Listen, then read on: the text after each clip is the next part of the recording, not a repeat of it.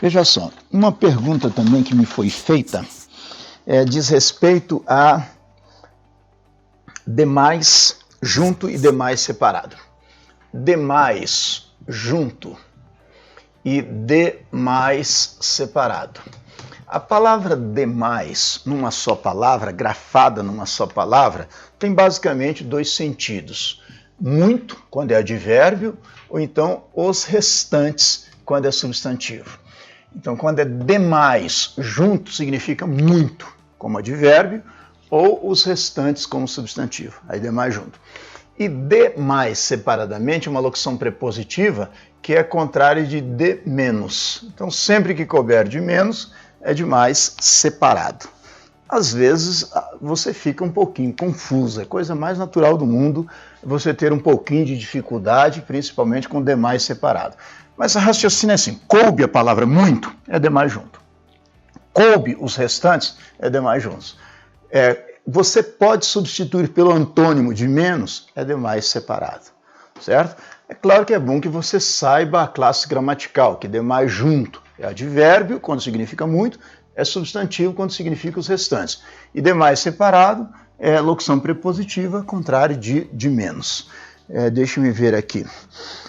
Vamos ver exemplos. Se eu disser assim, elas estudam demais.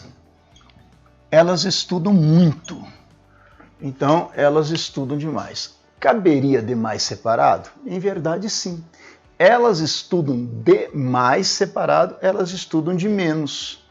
Caberia também, mas neste caso aqui está empregado como advérbio, significando muito. Elas estudam demais, elas falam demais. Demais. Aí é claro que só pode ser separado. Veja que não caberia a palavra muito, né? Os meninos não falaram nada demais, ou seja, não falaram nada de menos. Então, nesse caso, é demais separado. E eles estudam demais, estudam muito. Nesse caso, é advérbio significando muito. Eu digo assim, os demais alunos serão dispensados. São convocados apenas 20, os demais alunos serão dispensados. Ou seja, neste caso também é junto, significa os restantes dos alunos serão dispensados, né? Os demais alunos. Eu digo assim, apenas 23 jogadores serão convocados para a seleção brasileira, os demais serão dispensados, ou seja, os restantes serão dispensados. Aí nesse caso é demais junto também, significando os restantes. Então espero que vocês tenham entendido essa diferença. Demais separado, contrário de menos. Demais junto, significando muito ou os restantes. Quando significa muito, é advérbio de intensidade. Quando significa os restantes, é substantivo, certo? Os demais, os restantes. E neste caso aqui foi usado até como adjetivo, né? Os demais alunos, né? Como pronome adjetivo indefinido. Pois bem, eu vou falar agora de outra expressão que suscitou dúvida durante a semana, já foi mencionada aqui na live passada, né? Mas nunca é demais lembrar a diferença de a preposição e o a do verbo haver. É claro que a com H é do verbo haver, e este a, entre outras coisas, pode ser preposição. É claro que a letra A também pode ser artigo, pode ser pronome oblíquo átono, pode ser pronome demonstrativo, mas suscita dúvida quando é preposição. Quando é o verbo haver, é indicado para tempo passado, principalmente, para tempo passado. Mas além de tempo passado, também é indicado para existência, para indicar existência. Aí, nesse caso, nós usamos o verbo haver. Na indicação de existência de tempo passado, o verbo haver. E o a, preposição, é indicado ao contrário do verbo haver, indicado para tempo futuro. Para tempo futuro e também para distância, nós empregamos a preposição. Na indicação de distância e de tempo futuro, empregamos a preposição. Na indicação de tempo passado, de existência, empregamos o verbo haver. Por exemplo, eu digo assim, há dias não chove. Há dias não chove. Observe que só pode ser o verbo haver, né? Faz dias que não chove. Há dias não chove, mas daqui a pouco choverá. Daqui a pouco é a preposição, porque é tempo futuro. Daqui a pouco choverá a preposição. Há dias não chove, o verbo haver, porque a indicação de tempo passado. Há dias não chove, faz dias que não chove. Daqui a pouco choverá. Daqui a pouco choverá, nesse caso é tempo futuro, por isso a preposição. Está clara essa diferença? Ó, há dias não chove. Sempre que for o verbo haver, você pode substituir pelo verbo fazer, quando a indicação de tempo, faz dias, ou pelo verbo existir, se a indicação for de existência, pelo verbo existir. E sempre que for a preposição, não caberá, nem faz, nem existe.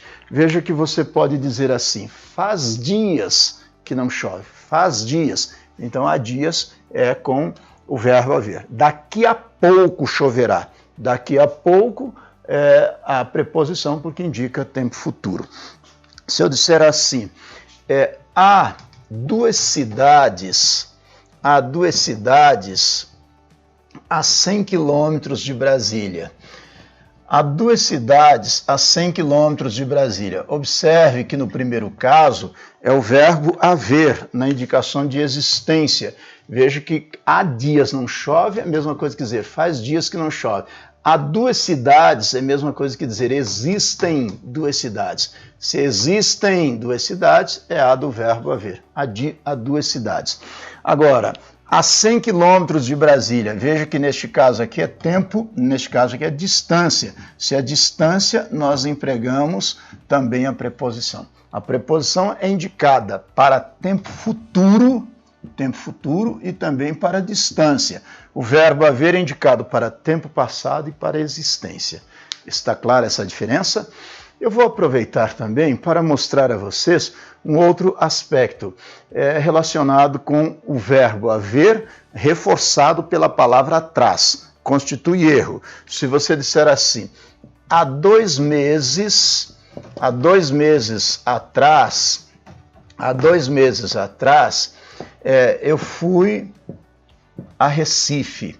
Há 2 meses atrás eu fui a Recife. Veja que isso constitui erro, porque se é o verbo haver, já indica tempo passado. Portanto, está errado dizer há 2 meses atrás. Você tem duas opções. Há 2 meses eu fui a Recife, ou então 2 meses atrás. Você tira o verbo haver. 2 meses atrás eu fui a Recife. Quando você diz há 2 meses atrás, você está sendo redundante, está sendo repetitivo, está sendo pleonástico. Então você diz, há 2 meses eu fui a Recife. Ou então, 2 meses atrás eu fui a Recife. Se você disser há 2 meses atrás, você está sendo repetitivo, redundante. Isso constitui erro. Está claro isso? Pois bem, aí estão as informações principais previstas para esta live. Quero deixar o meu abraço a todos vocês que estiveram conosco, o meu sincero agradecimento, a minha gratidão eterna pela audiência de vocês.